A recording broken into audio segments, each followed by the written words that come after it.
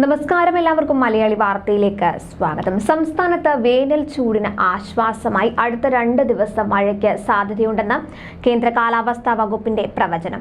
നിലവിലെ അറിയിപ്പ് പ്രകാരം ഇന്നും നാളെയും മറ്റന്നാളും വിവിധ ജില്ലകളിൽ മഴയ്ക്ക് സാധ്യതയുണ്ടെന്നാണ് അറിയിപ്പ്. ഇന്നും നാളെയും ആലപ്പുഴ, എറണാകുളം ജില്ലകളിൽ വേനൽ മഴ ലഭിച്ചേക്കും.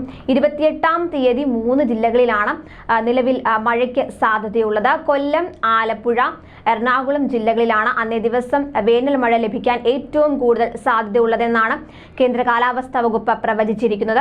കൊടും ചൂടിനിടയിൽ നേരിയ തോതിലെങ്കിലും മഴ പെയ്താൽ അത് വലിയ ആശ്വാസമാണെന്നിരിക്കെ പ്രവചനം അച്ചട്ടാകണേ എന്ന പ്രാർത്ഥനയിലാണ് കേരളത്തിലെ ജനങ്ങൾ.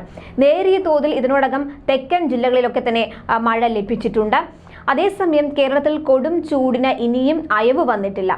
മാർച്ച് 28 വരെ 9 ജില്ലകളിൽ ഉയർന്ന താപനില മുന്നറിയിപ്പായ യെല്ലോ അലർട്ട് നൽകിയിട്ടുണ്ട്. തൃശൂർ, കൊല്ലം, പാലക്കാട്, കോട്ടയം, തിരുവനന്തപുരം, പത്തനംതിട്ട, എറണാകുളം, കണ്ണൂർ, കോഴിക്കോട് എന്നീ ജില്ലകൾക്കാണ് കേന്ദ്ര കാലാവസ്ഥാ വകുപ്പ് മുന്നറിയിപ്പ് നൽകിയിട്ടുള്ളത്. ഈ വ്യാഴാഴ്ച വരെ, അതായത് മാർച്ച് 28 വരെ തൃശൂർ ജില്ലയിൽ ഉയർന്ന താപനില 39 ഡിഗ്രി സെൽഷ്യസ് വരെ എത്താനിടയുണ്ട്.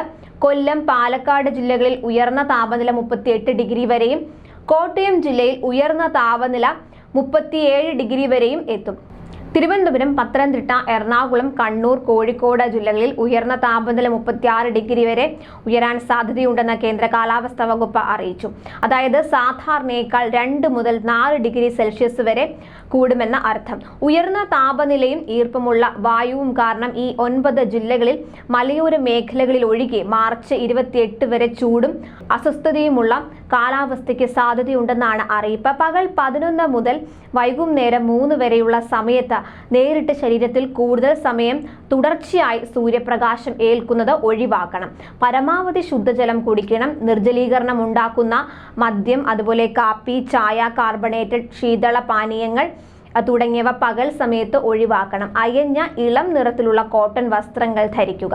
പുറത്തിറങ്ങുമ്പോൾ കുടയോ തൊപ്പിയോ ഉപയോഗിക്കുന്നത് വളരെ നല്ലതായിരിക്കും. ചൂട് കൂടുന്ന സാഹചര്യത്തിൽ കാട്ടുതീ വ്യാപിക്കാനുള്ള സാധ്യതയുണ്ട്.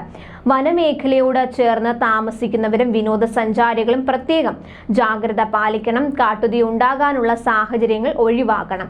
വനം വകുപ്പിന്റെ നിർദ്ദേശങ്ങൾ കർശനമായി പാലിക്കുക. വിദ്യാർത്ഥികളുടെ കാര്യത്തിൽ സ്കൂൾ അധികൃതരും രക്ഷിതാക്കളും പ്രത്യേക ശ്രദ്ധ പുലർത്തണമെന്നും അറിയിപ്പുണ്ട്. ന്യൂസ് ഡെസ്ക്, മലയാളി വാർത്ത.